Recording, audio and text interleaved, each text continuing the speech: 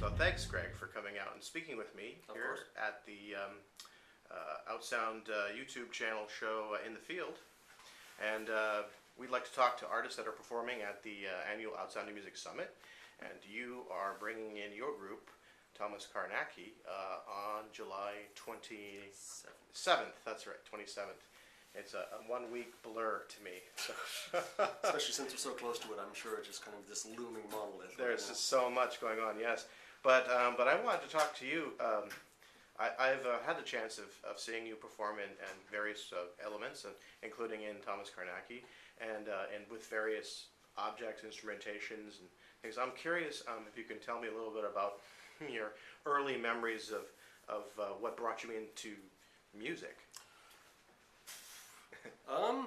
That's kind of, how far back do we want to go? As far back as you'd like. I mean, I've been listening to music for forever. Music's always been a huge part of my, I guess you could say it's my upbringing. I just always surrounded myself with music, and was always a voracious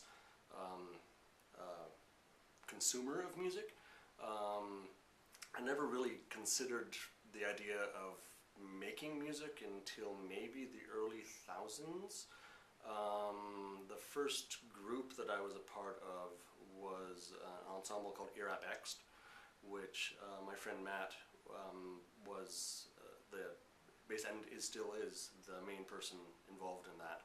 And he had released a number of records at that point, and then wanted to try and set together a live version of Irabexed, and took my brother and me on as two of the main partners in that, even though we knew absolutely nothing about whatever it was that we were doing. So, which I think he appreciated, the fact that we had no preconceptions of how do you play this instrument, what are we supposed to do, where are we going? So I was just kind of tossed into the deep end in that regard, and just fumbled my way along from there. Were you playing any particular instrumentation, or were you doing electronic work, or found objects? More found objects, prepared guitars, so taking strings and attaching them to the strings, and playing them with screws and washers. There was a large bungee cord that was stretched across a picture frame that was used as a percussion object. So yeah, more objects and implements than actual instrumentation. But what is it that brings you into that setting in the first place? You personally, we grow up, we listen to what's on the radio, TV, people around us, and every so often someone deviates from that path. And so obviously you have done that as well. I'm just curious, step back a little bit to tell me how you ended up playing objects on stage in a live setting that you've never done before. I think it's just, I've always been fascinated by sound. I'm a theatrical sound designer, and I was doing sound design even in elementary school. I was the guy who was tapped to pick the music for the school plays and things like that, so I was always sort of behind the curtains with the little tape deck, pressing play and making phones ring and things like that. Oh, so, folio and all of that. And so I've always approach the world in a sonic manner, primarily. Just go out and listen to things. There's a couple of years ago, it was, I think, part of the Project Soundwave, where they brought in BaySpot, which is the Bay Area sound ecology people who are going on sound walks, and now listen to what it is that you're having. I thought, I've been doing this for forever. That's right. It's just, sounds have a mysterious quality to them that different sounds can actually be a variety of different things. Any single sound can actually have multiple implications to it. Sure. And so that kind of mysterious quality of what sound can be, and if you hear a sound isolated from whatever's making the sound, it takes on other qualities and malleable qualities and emotional qualities. And so I think it's that has drawn me to this type of music, where there's a certain degree of mystery to it, and hopefully emotional content to it, and atmosphere, and hopefully it's getting in and triggering an emotional response and kind of bypassing kind of the rational idea of what sound and music is supposed to be, and kind of getting behind that and Sure. subverting that, perhaps. Right. So kind of poly-elemental. Sure. Well, I'll go with that. I hear a lot of that being evoked, polyrhythmic, polymelodic, polyphonic. But to me, it sounds like you've taken that to a larger prismatic step of looking at everything as just not just one source, but all the sources. Yeah. Right. So like what the wind is doing, but what the light is doing. Right. Right. So did you have other family members that growing up or friends that were also into experimenting in this manner, or was it just something that happened to you on an individual level? As far as people who were making the music, not really. Matt was the first person I knew who actually, I was listening to the various British people, Nurse with Wound, Coil, Current 93, and you listen to those records and you have no clue how on earth they managed to do this. And that's part of the mystery of it, is that there are sounds on this record that I cannot imagine what the source is. And Matt was the first person I knew who I kind of got an inkling of how these things actually could be made. And so that's partially one of the reasons I jumped at the chance to be part of Europe Extras, because I get to find out, I get to investigate more, I get to kind of understand and get my hands dirty and really explore the crafting of something rather than just the mere consumption of something. Right. So and you've been involved still to this day in theatrical. I don't know, what would you call your work in the theater world? I'm a sound designer. Sound design. It's plays, so straight ahead plays, but also with dance performances and so I guess performative. Right. So obviously those elements are in your own musical world as well, and embedded within Carnacki, right? So can you tell folks who don't really know who Thomas Carnacki was and why your group is named after that individual? Oh, we're lifting the curtain back. Just a little. You can tell as much as you like. Well, anyone who has access to a computer could probably figure this out on their own. Thomas Carnacki it's a literary reference. There was an author named William Hope Hodgson who was writing around the turn of the 19th and 20th century. I think the Carnacki book came out in 1913. It's a series of, I think, 7 stories. I think he only wrote 7 Carnacki stories. Carnacki was there was a whole range of characters that were being developed at that time. Psychic investigators, basically ghost hunters. Kind of following on from the success of Sherlock Holmes, you get a whole spate of people like Algernon Blackwood's John Silence, you get Carnacki, you get Flaxman Lowe. So there's all of these characters who are taking the ideas of Sherlock Holmes and ascribing them or applying them to potentially supernatural cases.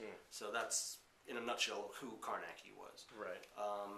It took a while for me to actually figure out his first name. It's mentioned, I think, only once, maybe twice in one of the stories, and it's hidden in sort of sideways. He's always just named Carnacki. So finding the first name was a bit of a revelation. I think I'd read the stories a number of times, and one time through I thought, oh, that actually is his name. That's interesting. I'll write that down. I'll write that down. Yeah.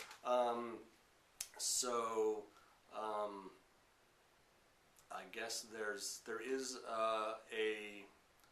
an atmosphere of ghost stories that I'm interested in, and Carnacki music tends to be more along the unsettling lines of things. It tends to, what was it? There was a review that said something like it taps into mental states that might tap back. Okay, I'll go with that. Sure. I didn't know that's what I was doing, but okay, sure. And it's all improvisation, or is there elements of composition in there? Well, there's two different strains. There's the studio work, which is basically just me kind of crafting stuff together, and that's very finely. That might be overstating the case. It's more finely constructed than the live elements. The live elements, I'm lucky to have really good musicians with me, and also really good improvisers. And improvisers of a particular atmospheric aesthetic, I guess you could say, who, people who maybe don't know this type of music think of improvisers and they'll think of jazz improvisers, or they'll think of rock improvisers or something. And don't necessarily think of drones or atmospheres as being an improvised thing. But it is. But it is. Somewhat. Yeah. I guess there is usually a structure ascribed to a Carnacki live performance that is set up in the first couple of rehearsals, and we say, okay, we know these are sort of the things that we want to hit, and here's a couple of benchmarks, right? We know at this point we're heading towards this moment, and then we're going to do the dynamic's going to come down here, and then we're going to build up again to this. So there are finger posts along the way, to a greater or lesser extent. There have been some shows that, there was a show a couple of years ago where what we tried to do was do in a live setting what I had done in the studio, and the stuff that I'd done in the studio had never been intended to be performed live. So it was one of those, okay, how can we do this? Can we do this? And it's not going to sound like it did here, but if we're using this as kind of, use the recording as a score almost, and then try and do what we do in the live setting and overlay it on top of that. And those were more finely constructed as a live performance, so that set was much more of a set.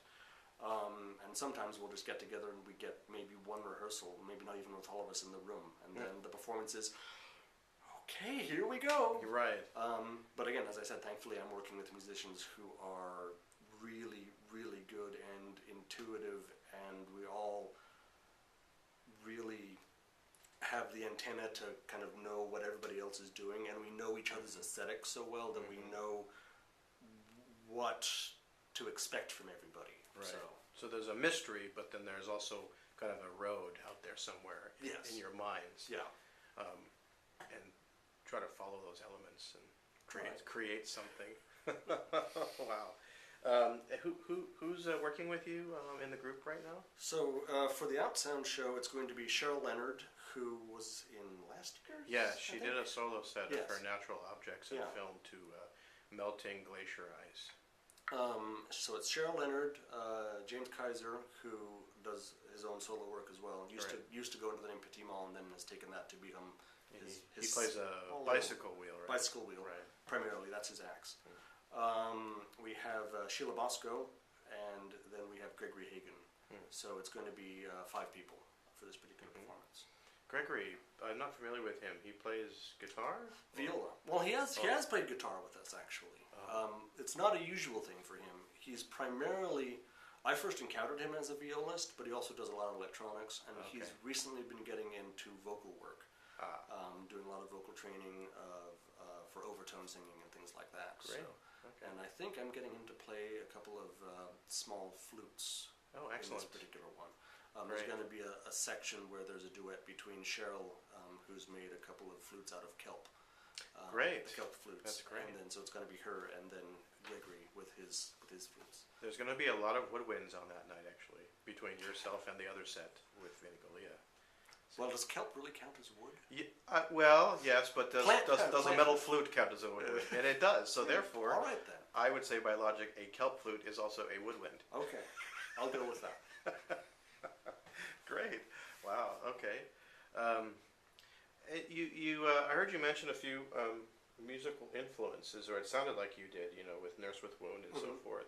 Are there other elements that you, besides the theatrical, obviously with this group, that you consider to be an influence or a inspiration into the music that you're performing, and working in? Just curious. Probably. I mean, it's probably a list of 10,000 items. Right. Just because I am such a voracious follower of music and different strands of music, different types of music, that I'm sure it all ends up diving in there somehow. Screaming Jay Hawkins has made his way into some. And gods, I don't know. I mean, that's and literature makes its way in there. Sure.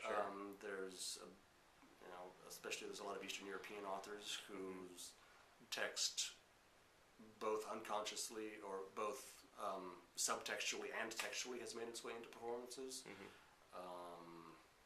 Daniel Harms is one. Who is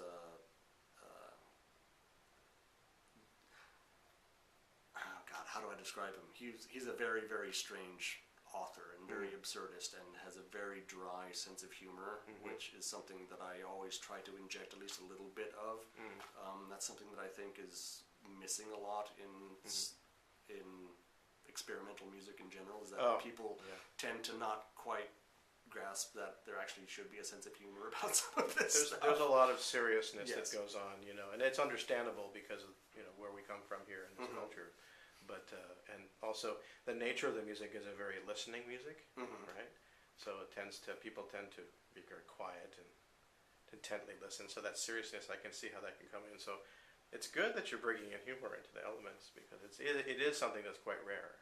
Yeah. And it could be humor that nobody understands or gets, but at least we're amusing ourselves with it. There will be some humor in this particular performance that. But it does tend to be sort of on the very dry or very absurdist or bleak sense of humor. Right. And you've also worked with film too, right?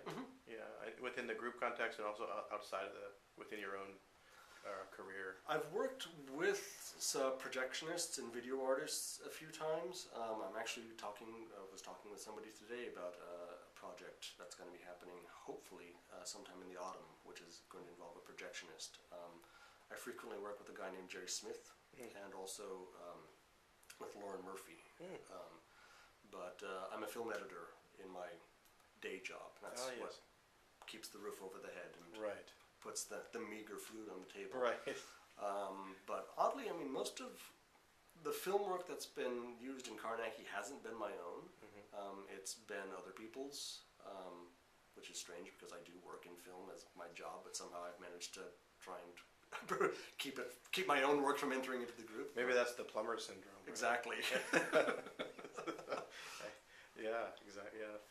You mentioned that the Carnacki books came out and started coming out in 1913, right? No, there is only one book. There's one book. Yeah. Strangely enough, that rings a bell because when I was talking to Ima the other day, they said their inspiration was from Rosolio, right? The Art of Noise, and that book came out in 1913. That's my understanding. See, there you go.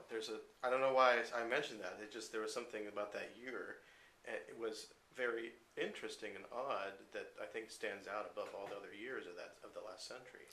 Well, I think it's nice that people harken back and look back. I think it's important to, even if it's a sort of a tenuous link, to keep yourself linked into what's happened before you and not to ignore what's happened before you and build on what's happened before you.